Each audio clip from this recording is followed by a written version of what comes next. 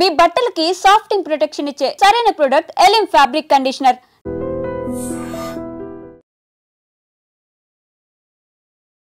Hi hello నమస్తే, welcome back to our channel. నేను మీ వైషు. పాకిస్తాన్ని పాతాళానికి తొక్కే దిశగా భారత ప్రభుత్వం అడుగులేస్తుంది.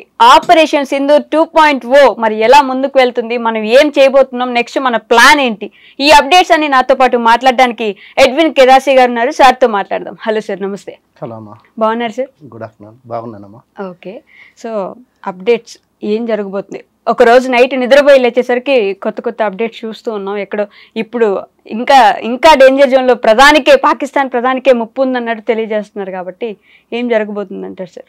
ఆపరేషన్ సింధూర్ తర్వాత ఇంకా కాలపారాని ఉంది, సంగీత్ ఉంది అని అంటున్నారు. సింధూర్ ఓన్లీ అయిపోయింది, only that is the initial stage, first stage అయిపోయింది. ఇంకా మిగతా 2 బాకీ ఉన్నాయని అంటున్నారు. బోత్ సైడ్స్ నుంచి హెవీ షెల్లింగ్ నడుస్తుందమ్మా. Okay, 7th night 1 early morning 1:05 నుంచి 1:30 వరకు 9 బంకర్స్ని డిస్ట్రాయ్ చేసినారు Indian army, navy and air force. Right. So ఏంటంటే దానికి రిటాలియేషన్గా పాకిస్తాన్ దగ్గర ఏంటంటే అంగబలము అర్ధబలం లేకున్నా కూడా ఒక మేకపోతు గాంభీర్యాన్ని ప్రదర్శిస్తూ ఉంది. వాళ్ళ దగ్గర ఉన్న అమినేషన్ ఎంత ఉందనేది వాళ్ళకి తెలుసు, ఎన్ని రోజుల వరకు ఫైట్ చేయగలరు అనేది తెలుసు, ఎంత కెపాసిటీ ఉందనేది తెలుసు, ఎన్ని నేషన్స్ వాళ్ళతో ఉన్నాయి అనేది తెలుసు. తెలిసి కూడా ఏంటంటే మేము రిటాలియేట్ చేయకపోతే ఇంకా మా పరిస్థితి, ఇంకా మేము ప్రపంచ పటంలో మేము ఎక్కడ ఉండము, లేకపోతే మాకు ఇంకా ఫ్యూచర్ లేదు. సో ఏంటంటే కొంత రిటాలియేట్ చేసినట్టు చూపించాలి. ఇప్పుడు ఉన్న దేశాలన్నింటిలో వీళ్ళు చేసేది తప్పు అని ప్రతి ఒక్క దేశానికి తెలుసు. 153 nations are supporting India except China.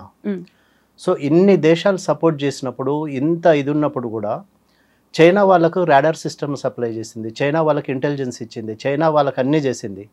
But no system could trace Indian launching, Indian attack. వాళ్ళ సిస్టమ్ ఫెయిల్ అయిందన్నామా, లేకపోతే వీళ్ళు ఫెయిల్ అయినారా అన్నామా, లేకపోతే వీళ్ళు యాంటిసిపేట్ చేయలేక వీళ్ళు ఫెయిల్ అయినారా? ఏది కాదు.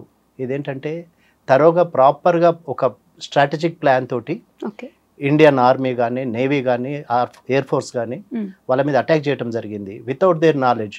పీపుల్ ఎవరైతే బయటికి పరిగెత్తుకొని వచ్చినారో, ఏదైతే డ్రోన్ దాడి జరిగిందో, ఏదైతే మిసైల్ దాడి జరిగిందో, India was not targeting at the civilians. India wanted to destroy only the ఉగ్రవాదులను మాత్రమే మట్టు పెట్టాలి, ఉగ్రవాదులను ఏరివేయాలి. వాళ్ళ ఇంటెన్షన్ ఏంటంటే, ఇప్పుడు పాక్ ఏంటంటే పిరికిగా వీళ్ళని ముందు పెట్టుకొని తను వెనుకుండేసి ఇదంతా నడిపిస్తూ ఉంది. సో ఏంటంటే ఎన్నిసార్లు ఇప్పుడు మన ఎవరు అమెరికా దాడి చేసింది, that fellow and Jaish-e Mohammed కానీ, లేకపోతే లష్కర్ ఎ తోయిబా కానీ, ఇన్ని ఉగ్రవాద గ్రూపుల్ని దగ్గర పెట్టుకొని, ఒసామా బిన్ లాడెన్ వీళ్ళందరినీ దగ్గర పెట్టుకొని కూడా మేమేమి చేయట్లేదు, మేము సపోర్ట్ చేయట్లేదు, లేకపోతే వీఆర్ న్యూట్రల్ అనే ఒక ఇది చేస్తూ ఉంది. కానీ వెనక నుంచి చేసి చేతగాని పిరికి పందలాగా వెనక నుండి చేసి అన్ని చేస్తూనే ఉంది. దానికి రిటాలియేషన్, దానికి ఒక సమాధానం ఇవ్వాలని చెప్పేసి వాళ్ళు 22nd రోజు ఏదైతే పహల్గామ్లో అటాక్ చేసినారో దానికి 15 days తర్వాత ఇండియన్ ఆర్మీ ఒక పక్కా స్కెచ్ తోటి, పక్కా ప్లాన్ తోటి వీళ్ళ మీద అటాక్ చేయడం జరిగింది. వాళ్ళ 9 camps-ని డిస్ట్రాయ్ చేయడం జరిగింది. దాంట్లో ఒక 100 casualties జరిగినాయని అంటున్నారు. Plus at the same time వాళ్ళు కూడా ఇన్ రిటాలియేషన్ వాళ్ళు ఏంటంటే, ఇప్పుడు ఇండియా పాకిస్తాన్ మీద దాడి చేయడానికి ఒక కాజ్ ఉందమ్మా మనకి. ఏంటంటే మీరు తీవ్రవాదాన్ని పెంచి పోషిస్తున్నారు, ఉగ్రవాదులను మీరు పెంచి పోషిస్తున్నారు, ఉగ్రవాదులకు షెల్టర్ ఇస్తున్నారు, ఉగ్రవాదులను తయారు చేస్తున్నారు అని మనకు ఒక కాజ్ ఉంది, మనం ఫైట్ చేయడానికి, లేకపోతే వాళ్ళను మనము ప్రొవోక్ చేయడానికి, లేకపోతే వాళ్ళ మీదకి వెళ్ళటానికి. కానీ పాకిస్తాన్ దగ్గర ఎట్లాంటి రీజన్ లేదు ఇండియా మీదకి రావడానికి. ఏంటి, ఇప్పుడు ఇండియాకి వస్తే ఇండియా మీద అటాక్ చేస్తే మిలిటరీ మీద అటాక్ చేయాలి, లేకపోతే సివిల్స్ మీద అటాక్ చేయాలి. No government or no country will keep quiet when the civilians are killed, when they are getting killed. So అట్లాంటప్పుడు ఇన్ రిటాలియేషన్ ఇప్పుడు ఒకసారి ఇంకా డెసిషన్ తీసుకొని ఇంకా ఎవరు పోతే ఏంటి, ఇప్పుడు వాళ్ళు మనకి ఇప్పుడు కంటికి కన్ను పంటికి పన్ను లాగా వచ్చిందమ్మా. ఇప్పుడు ఏంటంటే నువ్వు నా కంట్లో వేలు పెట్టు, నేను నీ నోట్లో బెల్లం వేలు పెడతా అని కాదు, నువ్వు ఇది చేస్తే నేను ఇది చేస్తా అంతే. ఎక్విప్ చేసుకుంటున్నారు, వెపన్స్ అక్యుములేట్ చేసుకుంటున్నారు, నువ్వు ఇది చేస్తే నేను రిటాలియేషన్కి ఇది చేసేస్తా అని. ఇప్పుడు పాకిస్తాన్ ఏంటంటే పిరికి పందలాగా ఏం చేస్తుంది, బార్డర్స్ లో ఉన్న వాళ్ళ మీద షెల్లింగ్ చేస్తుంది, బాంబింగ్ షెల్లింగ్ చేస్తుంది. ఇప్పటి వరకు 16 మంది సివిలియన్స్ చచ్చిపోయినారని చెప్పేసి ఒక న్యూస్. అఫీషియల్ గా అది ఎంతవరకు నిజం అనేది తెలియదు, but they are trying their level best. కానీ ఇండియన్ ఆర్మీ దాన్ని ఎప్పటికప్పుడు త్రిప్పి కొడతానే ఉంది. సో ఏంటంటే ఇండియాను జయించడము లేకపోతే ఇండియా మీద మనం గెలవడం అనేది నెక్స్ట్ ఇంపాసిబుల్ అన్న సంగతి వాళ్ళకు కూడా తెలుసు. వాళ్ళ ఆర్మీ చీఫ్ ఇప్పటివరకు దాక్కొని ఉన్నాడు, ప్రెసిడెంట్ చీఫ్ మినిస్టర్ ఎక్కడ ఉన్నాడు తెలియదు, మునీర్ ఎక్కడున్నాడో తెలియదు. మొన్న బయటకు వచ్చేసి మేము రిటాలియేట్ చేస్తామంటుండే కానీ అంటే ఎంత వాళ్ళకి తెలుసు, వాళ్ళ స్ట్రెంగ్త్ ఏంటనేది తెలుసమ్మా. ఇప్పుడు పాకిస్తాన్ వాళ్ళ మీడియా త్రూ వాళ్ళు మాట్లాడుతున్నారు, పాకిస్తానీస్ ఏమంటున్నారు, మా దగ్గర అమినేషన్ లేదు, మా దగ్గర రిసోర్సెస్ లేవు, మా దగ్గర మిలిటరీ ఇది సపోర్ట్ లేదు, మాకు అసలు ఎటు నుంచి మాకేమి ఇది లేదు. ఆల్రెడీ వరల్డ్ బ్యాంక్ ని డబ్బులు కావాలని అడుగుతున్నారు కదా సార్. వరల్డ్ బ్యాంక్ అడిగినా కూడా వరల్డ్ బ్యాంక్ ఎందుకు ఇస్తుంది అమ్మా, ఒక రైట్ కాజ్ కోసం ఇస్తుంది కదా, రైట్ కాజ్ కోసం ఇస్తుంది. ఇప్పుడు నేను ఇండియా మీద నేను యుద్ధం చేస్తాను, నాకు లోన్ ఇయ్యి లేకపోతే నాకు అప్పు పుట్టే, ఇప్పటి వరకు ఏంటంటే బీద అరుపులతోటి లేకపోతే మా దేశము పేద దేశము, మా దగ్గర సోర్సెస్ లేవు, మాకు బ్రతకటానికి లేదు, తిండికి లేదని చెప్పేసి అట్లా అడుక్కున్నారు. కానీ ఇప్పుడు ఏంటంటే ఇప్పుడు వరల్డ్ బ్యాంక్ దగ్గరికి వెళ్ళినా లేకపోతే IMF దగ్గరికి వెళ్ళినా మీరు ఎక్కడికి వెళ్ళినా కూడా ఎందుకు ఇస్తారు మీకు లోన్? ఇప్పుడు నేను వెపన్స్ కొనుక్కోవడానికి లోన్ ఇయ్యరు కదా. వరల్డ్ బ్యాంక్ కానీ IMF కానీ ఇవి ఉన్నాయి దేనికి? When you are unable to survive or when you are unable to sustain yourself, then only they'll come into picture. కానీ వెపన్స్ కొనుక్కుంటా యుద్ధం చేస్తుంటే ఇవ్వరు కదమ్మా. ఇప్పుడు వాళ్ళకి ఏంటంటే కాన్వర్ట్ సిచ్యుయేషన్లో వచ్చినారు. ఇప్పుడు ముందు పోతే నువ్వు వెనక పోతే గొయ్యిలాగా ఉంది వాళ్ళ సిచ్యుయేషన్. ఏంటంటే వాళ్ళు చేసే డిమాండ్ కూడా అనెథికల్ డిమాండ్ అన్న సంగతి వాళ్ళకి తెలుసమ్మా. ఇప్పుడు వాళ్ళు చేసిన అటాకే అనార్మ్డ్ పీపుల్ని వీళ్ళు అటాక్ చేసినారు. చేసేసి వాళ్ళని చంపేయటంలో ఏంటంటే వాళ్ళ ఇంటెన్షన్ ఏంటంటే ఇండియాని 2 డివిజన్స్ చేయాలి, హిందూ ముస్లిం కింద డివైడ్ చేస్తే ఏంటంటే వాళ్ళు కొట్టుకొని చేస్తారు, మనం అడ్వాంటేజ్ తీసుకుందామని వాళ్ళు అనుకున్నారు. కానీ ఇక్కడ అట్లాంటి సిచ్యుయేషన్ జరగలేదమ్మా. ప్రతి ఒక్కరు everybody saying Indian Hindu Muslim కాదు ఇక్కడ, India we are one nation, one country, we are one together, so we'll fight it together అనే దీంతో అంతా ఎందుకు. ఇప్పుడు మన MIM లీడర్ అసదుద్దీన్ ఓవైసీ కానీ లేకపోతే అపోజిషన్ కానీ we are one, we are together and we are there to support the government. So nation come first అనే ఒక స్లోగన్ తోటి ముందుకెళ్తున్నారు కాబట్టి they cannot break it or they cannot get into all this అమ్మాయి ఇప్పుడు ఉన్న సిచ్యుయేషన్ లో. అయితే ఇప్పుడు వీళ్ళ ఇంటెన్షన్ ఏంటంటే ఇండియాని మేము ఏదో చేస్తామనేది. ఇండియా ఎట్లా చూసినా వాళ్ళకన్నా వాస్ట్ కంట్రీ, విశాలంగా. ఇప్పుడు అది ఒకటే రిలీజియన్ కంట్రీ, ఒక religious country. Pakistan is a religious country but India is not like that. Though there are Hindu people very few in number but it's a religious country. కానీ ఇండియా అట్లా కాదు, సర్వ మతాల సమ్మేళనము, భిన్నత్వంలో ఏకత్వం కలిగిన దేశం కాబట్టి we'll fight together and we'll win the ఇది. కానీ యుద్ధం అనేది ఎవరు ఇది చేసేది కాదమ్మా. అంటే nobody wants to have a war. కానీ వాళ్ళు ప్రొవోక్ చేసి వాళ్ళు ఛాలెంజ్ చేసినప్పుడు తప్పనిసరి పరిస్థితులలో we have to act on it. ఇప్పుడు ఎన్నిసార్లు క్షమిస్తామమ్మా శత్రువునైనా కూడా? ఒక్కసారి, 2 సార్లు, 3 సార్లు, 90 సార్లు, కానీ 100 సార్లు క్షమించమని చెప్పేసి ఎక్కడా లేదు. ఇప్పుడు మనం ఈ జనరేషన్లో లేము, గాంధీ జనరేషన్లో లేము కదమ్మా. ఇప్పుడు ఈ చెంప కొడితే ఈ చెంప చూపించాలని. ఎందుకంటే ఇప్పుడు అన్ని విధాల ఇప్పుడు ఒకే పాయింట్ ఆఫ్ వ్యూలో కాదు కదా. There are so many people, so many cultures and so many things and we have to consider so many things. So దాన్ని బట్టేసి we have to react and retaliate to the situation. So ఇప్పుడు అది జరుగుతా ఉందమ్మా దేశంలో. And ఇంకొక విషయానికి వస్తే పాకిస్తాన్లో ఏం జరుగుతుంది, పాకిస్తాన్ ఉగ్రవాదులు ఎంతవరకు మట్టు పెట్టగలుగుతున్నాం, ఇవి పక్కన పెడితే ఇండియాలో ఏం జరుగుతుంది, వారి వల్ల మనకేమి ఇబ్బందులు ఎదుర్కొంటున్నాం. బ్లాక్అవుట్స్ ఆల్రెడీ నిన్న నైట్ మ్యాచ్ రద్దు చేసి అప్పటికప్పుడు అందరిని ఇంటికి పంపించేశారు. అండ్ అలానే జనాలకి కొన్ని దగ్గరలో హై అలర్ట్ ప్రకటించడం జరుగుతుంది. సో ఏం జరుగుతుంది? చాలా ప్లేసెస్ లో హై అలర్ట్ ఇచ్చినారు, చాలా ప్లేసెస్ లో బ్లాక్అవుట్ అయిందమ్మా. ఇప్పుడు చండీగఢ్ తీసుకున్నట్టయితే ఆల్రెడీ 48 ప్లేసెస్లో వీళ్ళు టూరిజం బంద్ చేశారు ఇప్పుడు ఇండియన్ గవర్నమెంట్ కాశ్మీర్లో. ఇప్పుడు చాలా ఎయిర్పోర్ట్స్ క్లోజ్ చేసేసినారు. దెన్ నిన్న పంజాబ్లో హై అలర్ట్ ప్రకటించినారు. చండీగఢ్లో అయితే ఇప్పుడు సీరియస్గా నడుస్తుంది, స్కూళ్ళని క్లోజ్ చేసినారు. ప్లస్ అంటే at any time anything can happen అని. అంటే ఒకటి మనకి ఇండియన్ ఫోర్సెస్ మీద నమ్మకం ఉంది, Indian forces are capable of handling anything. But at the same time మనము నెగ్లిజెంట్గా ఉండకూడదు. నెగ్లిజెన్స్ చేస్తే రేపు అంటువాడు ఏం జరిగినా కూడా దానికి we are responsible for all that.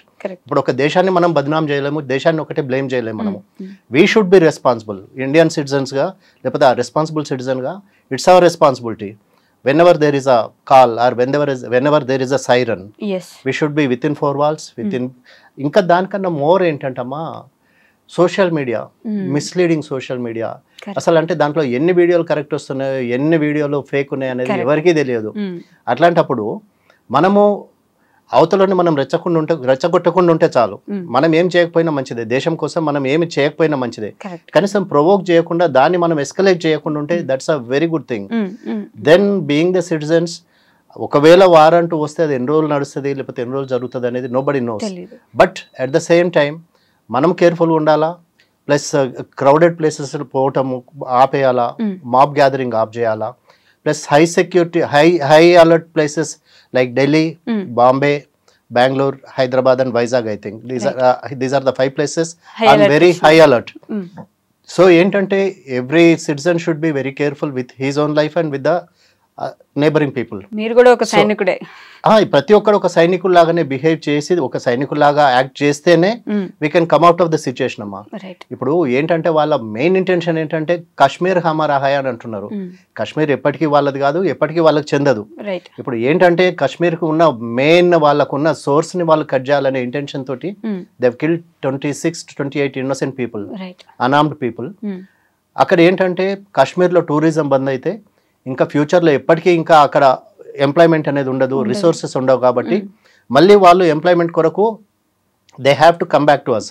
లేకపోతే ఇండియాలో 370 ఎప్పుడైతే దీన్ని తీసేసినారో అప్పటి నుంచి ఫ్రీ మూవ్మెంట్ స్టార్ట్ అయింది. లైక్ ఎనీ అదర్ స్టేట్ అక్కడ టూరిజం స్టార్ట్ అయింది. లాస్ట్ ఇయర్ అయితే అసలు కొన్ని thousands of crores of revenue వచ్చిందట కాశ్మీర్ గవర్నమెంట్ కి. So which is a very good thing. ఇప్పుడు ఎంప్లాయ్మెంట్ సోర్స్ అంటే ఇదే అమ్మ, వాళ్ళకి tourism is the only source for them, for the Kashmiris. వీళ్ళు ఏంటంటే ఇప్పుడు చిన్నపిల్లల నుంచి ఉద్యోగాలు లేక ఎంప్లాయ్మెంట్ ప్రాబ్లం వచ్చినప్పుడు ఏంటంటే ఇంకా కాన్వర్ట్ సిచ్యుయేషన్ లో they can give them arms and make them terrorist. That is there intention. So చర్యల వల్ల కానీ ఒకటమ్మా, ఇప్పుడు ఏ మనిషి ఎవరిని చంపడానికి ఎవరికి రైట్ లేదమ్మా. అట్లాంటిది ఒక 26 మంది టూరిస్టులను అక్కడికి టూరిస్ట్ గా వెళ్ళిన వాళ్ళను ఎవరని అనుకున్నారా? పోయి మేము బ్రతికొస్తాం అనుకున్నారు కానీ చచ్చిపోతామని ఎవరు అనుకోలేదు కదా. సో అట్లాంటి సిచ్యుయేషన్ లో 26 మందిని చంపినప్పుడు రిటాలియేషన్ అనేది it's a must thing. Then ఇంకోటి ఏంటంటే ఒకవేళ యుద్ధం అంటూ వస్తే government is very much prepared to handle the situation and take care of the things. But at the same time, being the citizens of the India, being every individual, మన duty ఏంటంటే మనం కూడా మన రెస్పాన్సిబిలిటీని మనం కూడా ఈక్వల్గా దాన్ని మనము ఇది చేయాలి, ఫాలో చేయాలి. లేకపోతే మనకున్న లిమిట్స్లో మనం ఉండాలి. ఒకవేళ ఇఫ్ నీడెడ్ ఫుడ్ అరేంజ్ చేసుకోవటం కానీ, లేకపోతే కొంత మనము ఇప్పుడు కరోనా సిచ్యుయేషన్ మనం ఫేస్ చేసినాం. అప్పుడు all of a sudden lockdown was declare, right? And we lived with a minimum sources. So ఇప్పుడు ఇట్లాంటి సిచ్యుయేషన్లో గవర్నమెంట్ క్రిప్ చేయకుండా, గవర్నమెంట్ పాయింట్అవుట్ చేయకుండా, గవర్నమెంట్ క్రిటిసైజ్ చేయకుండా, we should be there with the government and we should help each other in the hour of need. Especially ఇప్పుడు శాంతి కోసం ఎవరైనా చర్చలు జరిపే అవకాశం ఉందంటారా? అంటే యుద్ధానికి అందరూ ప్రేరేపించరు కదా, ఆగిపోతే బెటర్ అనే శాంతి కోసం ఎవరైనా. ఇప్పుడు భారత్ ఇంకొకటి ఏం చేస్తుందంటమ్మా, ఒక స్ట్రాటజిక్ మూవ్ చేస్తుంది. సామధాన భేద దండోపాయాలని చెప్పేసి అన్నీ చేసింది. ఇప్పుడు ఏం చేసింది? పాకిస్తాన్ని ఒంటరి చేసింది by mutual dialogue and delegation, right? Second thing ఏంటంటే వాళ్ళని ఒంటరి చేస్తుంది ఎట్లా? by stopping water from India, which is flowing. That is their main source of idiyama. Water source, Sindh is the main. Then Sindh water ni stop chesindi. Then ఇంకా ఏంటి, వీళ్ళకు ammunition ఇప్పుడు ఎవరు ఇవ్వడానికి ఎవరు ఏం లేరు except China. There is nobody.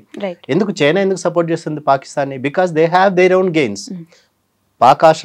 మన ఆక్రమిత ల్యాండ్ లో వాళ్ళు ఒక మన ఎయిర్పోర్ట్ ఒకటి కట్టినారు అనుకుంటా, ఎయిర్పోర్ట్ ఒకటి, ప్లస్ ఏంటంటే they are using their territory. So ఏంటంటే ఇప్పుడు ఒక 135 నేషన్స్ అమ్మ పాక్ మీద నుంచి ఫ్లై కావటం మానేసినాయి, పాక్ ఫ్లైట్స్ మానేసినాయి, plus ships they are not passing through Pakistan territories. So ఏంటంటే ఇప్పుడు ఒక 135 ఫ్లైట్స్ ఒక రోజు వాళ్ళ నేషన్ ని అవాయిడ్ చేసేసి బైపాస్ చేసి నెక్స్ట్ రూట్ లో పోతున్నాయి అంటే, though it's costing them many countries. Out of 135 countries లో most of the countries they are avoiding. ఎందుకు? ఏకాకిని చేయాలి, వీళ్ళకున్న రిసోర్స్ ని కట్ చేయాలి. సో దట్ ఏంటంటే వాళ్ళంతటా వాళ్ళు కాళ్ళ బేరానికి రావాలి. There should be a dialogue between them.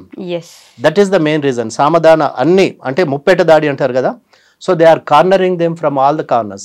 Pakistan ని ఏకాకిని ఒంటరిని చేస్తున్నారు. సో దట్ ఏంటంటే there should be a dialogue and this terrorism should be stopped. There should be an end for this forever. ఇంకా ఇన్ ఫ్యూచర్ లో ఇంకా long run లో ఎప్పుడు ఇట్లాంటి ఆలోచన రావద్దు. సో ఏంటంటే this is the time for India to take over LOC నుంచి కానీ, లేకపోతే పిఓక నుంచి, పాక్ ఆక్రమిత కాశ్మీర్ నుంచి కానీ, పాక్ టెర్రరిస్ట్ వీళ్ళు ఏదైతే కబ్జా చేసినారో ఆ ప్లేసెస్ మళ్ళీ మనం తీసుకోవడానికి this is the right time అమ్మా. ఎందుకంటే వీళ్ళు ఇంతకాలం మనోళ్ళు డైలాగ్ అని చెప్పేసి పీస్ఫుల్ గా సమాధాన భేద దండోపాయాలతోటి they were trying their level best. కానీ ఏంటంటే ఇన్నోసెంట్ పీపుల్ 26 మందిని చంపేసి ప్రపంచ దృష్టిని ఆకర్షించినారు. ఇప్పుడు ప్రపంచం దృష్టిలో వీళ్ళు నేరస్తులుగా నిలబడ్డారు. పాకిస్తాన్ వాళ్ళ గొయ్యి వాళ్ళు దవ్వుకొని ఇప్పుడు గొంతుకాడ గుంట మీద కూర్చొని ఉన్నారు. అంటే ఇంకా వాళ్ళది వాళ్ళు బరీ చేసుకోవాల్సిందే ఈ సిచ్యుయేషన్. సో ఇట్లాంటి సిచ్యుయేషన్ ని ఎన్కాష్ చేసుకొని ఇప్పుడు వాళ్ళే కాలబేరానికి రావాలి, వాళ్ళంతటా వాళ్ళు కాలబేరానికి రావాల్సిందే. ఎందుకంటే ఇప్పుడు ఇటు చూస్తే వీళ్ళ దగ్గర ఫండ్స్ లేవు, రిసోర్సెస్ లేవు, అమినేషన్ లేదు. అమినేషన్ వాళ్ళ దగ్గర ఎంత ఉందో ఎన్ని రోజులకు సరిపోయే ఎంత ఉందో కూడా తెలియదు. Nobody knows except China, there is nobody with them. So ఇంకా for how long this will go on. ఇప్పుడు పాక్ ప్రజలలోనే తీవ్రమైన వ్యతిరేకత వస్తుంది అని తెలుస్తుంది. పాక్ ప్రజలే అంటున్నారట ఇండియాతో మీరేం కొట్లాడతారు, మీ దగ్గర ఏముందని చెప్పేసి మీరు కొట్లాడతారు, ఎందుకు అసలు ఇండియాతో కాలు దూతున్నారు, ఎందుకు మీరు చేసింది ఇది.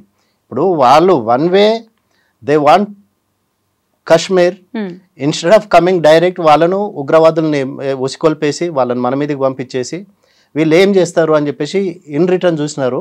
కానీ ఈట్కా జవాబ్ పత్తర్సే Sindoor was the right answer.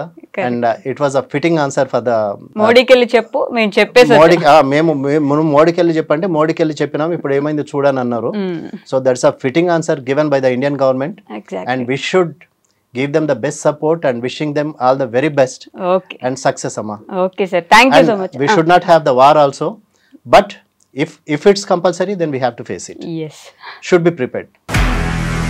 నిజంగా ప్రస్తుతం ఉన్నటువంటి సమాజం దేనికి ప్రయారిటీ ఇస్తుంది? ఆర్థిక సంబంధాల చుట్టూ మాత్రమే తిరుగుతోంది. మళ్ళీ ఎన్నికలంగానే చాలా విరక్తి కలుగుతున్నాం. మంచి అనిపిస్తుంది కదా, లేడీస్ కూడా ఛాలెంజింగ్ జాబ్స్ చేసినప్పుడు చాలా బాగుంటది. ట్రాఫిక్ అసిస్టెంట్స్ గా నియమించిన ట్రాన్స్జెండర్స్ అందరితో సాల్యూట్ చేయించుకుంటున్నారు. ఫుడ్ డెలివరీ ఇవ్వటానికి వెళ్ళినటువంటి డెలివరీ బాయ్ అనిల్ పై కళ్ళ ముందు పెళ్ళండి